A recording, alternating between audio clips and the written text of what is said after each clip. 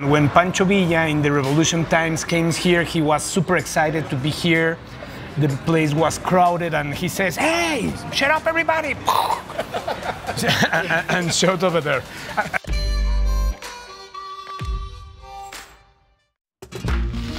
In our last Mexico episode, we ended with the climactic moment of Mexican independence celebrations, an unforgettable experience. And now we get to explore a massive night market that's overflowing with deliciousness. First up is pambazo. It's a spicy torta with meal inside of chorizo and potato, cream, cheese, and lettuce. And frijoles. The best things are when you take some carbs on the outside, and then inside you put more carbs and some fat. Then we tried tlayuda. Hola, buenas. And we couldn't miss the chance to get some crickets for Cameron the cameraman. Vamos a mezclar las dos cosas y echar la salsa, o?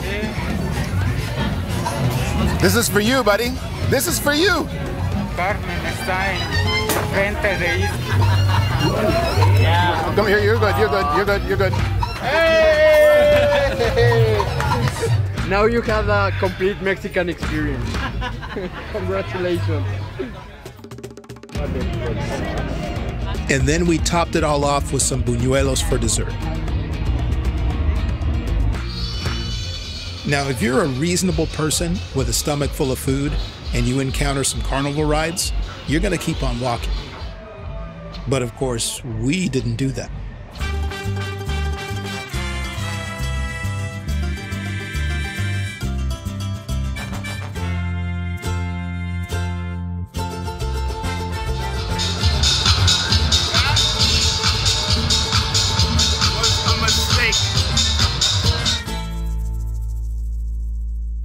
Ricardo, where were you born? In Mexico City. What part? La delegación, la colonia. Las Lomas. Lomas de Chapultepec? Sí. Wow, that's like Beverly Hills. That's a very, very fancy place.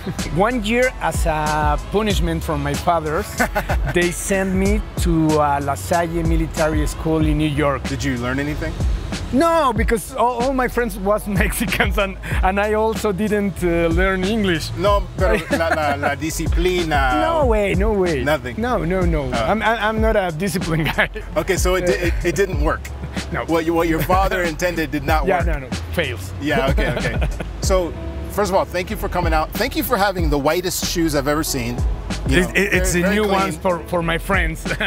So last week with Hector, who's gonna join us in I don't know, in 1 hour or something like that, we recreate the map instead to use Google Maps or something. Muy amable. Te lo agradecemos mucho. Wow. Wow. We're gonna start here and go to the Correos building, the mail post building. Then we're gonna walk and gonna visit the first cantina, Cantina Opera. We're gonna find a lot of things, our way. Let's chat, let's answer, and let's enjoy the ride.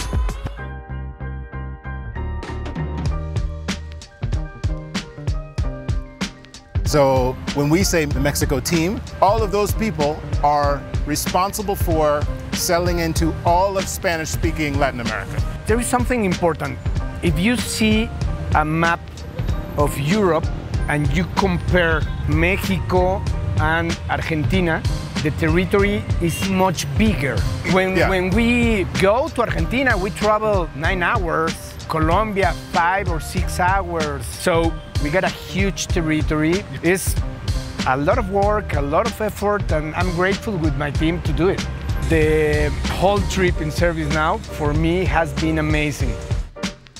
So we set off towards the first stop on Ricardo's Cantina tour and soaked up the beautiful architecture along the way.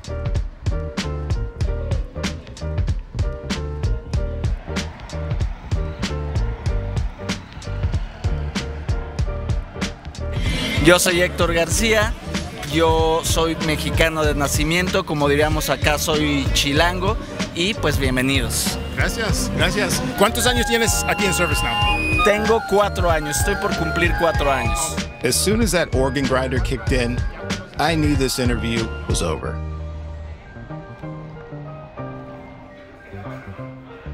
We are in one of the most famous cantinas in all Mexico, La Cantina Opera. As you can see over there, there is a bullet from Pancho Villa. When Pancho Villa in the Revolution times came here, he was super excited to be here. The place was crowded and he says, "Hey, shut up everybody!" and shot over there. We are with our first tequila. First of all, the most important thing. Rule number one. Rule number one. You don't shot the tequila. Why not? Because you need to sip it because this is so refined. This Refinado. is yes, muy refinado. The green is lemon. The red is tomato juice. When you take your tequila, taste it, smell it like wine. You can taste it, and then you can get some tomato. And it's nice. The flavor. And the most important thing, always, we need to say salud. Salud. Come on. Disculpa. Salud. There's different ways that we can say cheers in Mexico. It goes like arriba, abajo, al centro, a un lado, al otro y para adentro. Y así es. Salud. Salud. So Let's try the snails. We call this caracoles del cementerio.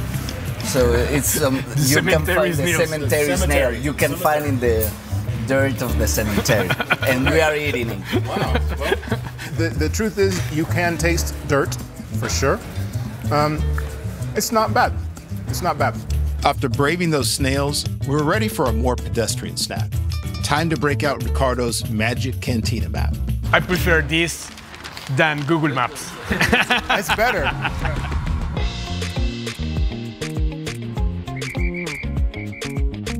Okay, now we're talking.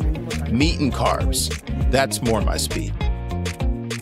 Our cantina tour wasn't even close to done yet, but we couldn't avoid the inevitable carb crash. So what's it gonna take to get going again? How about some open air dining and freshly made salsa? Entonces, Hector, nos dices un poco de dónde estamos. Nowadays, this is Grand Hotel Ciudad de Mexico, one of the most beautiful spots for the view. You will see.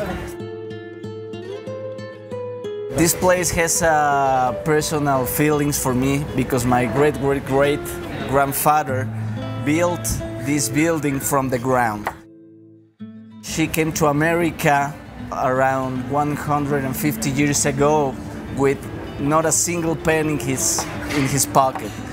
And he just bought now.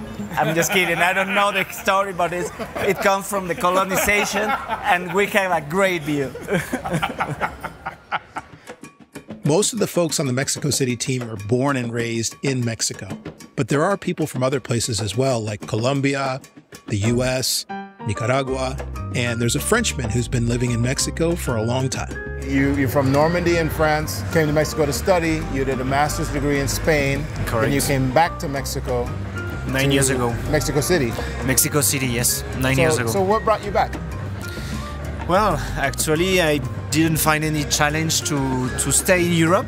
It was kind of easy for me to stay in Europe, right? So I wanted to go abroad again. What do you think about Mexico? Like, what do you like about Mexico? What does Mexico mean for you? You know, why are you here? I mean, Mexico is unique because it's beautiful, but it's also a huge mess. As you can see, the city is crazy. You can find anything in the city and actually in the country as well. People are the best you can find in Latin America, I believe, and in worldwide. It's like a family, actually. I mean, my friends became my family. My colleagues became my friends and also my family. And so it will be difficult for me to go away and find another place. I believe it won't be possible, actually. You can't leave? No. You probably can't leave. Correct. Yeah, it's amazing. We got here ant escamoles, that is ant eggs. Are these big ants or small ants? Big ants. Big ants. If you eat this, then you're Mexican for real. If there's one dish that symbolizes Mexican independence, it's this one, Chiles en Nogada. We got to try it here at this fancy restaurant, but we couldn't leave Mexico without trying the homemade version. Luckily, our other colleague Hector invited us to an intimate gathering where cooking together was part of the fun. We were welcomed warmly, and before getting started in the kitchen, they told us how they met. Entré a trabajar a una asociación que se llama Un Kilo de Ayuda. Y ahí trabajaba Héctor también.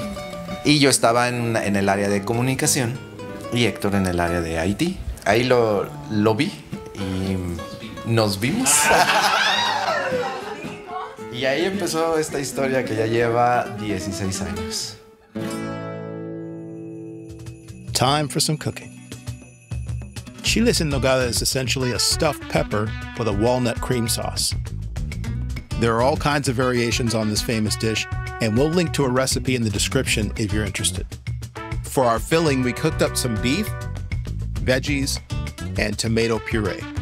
Then we took our roasted poblano chilies and filled them to the brim. We topped it all off with our Nogada sauce, which we may or may not have spiked with a potent orange liqueur. Finish it with some pomegranate and parsley leaves, and you have all the colors of the Mexican flag, and a delicious culinary celebration of Mexican independence. And of course, the night wouldn't be complete without some dessert, dancing, and most importantly, good company.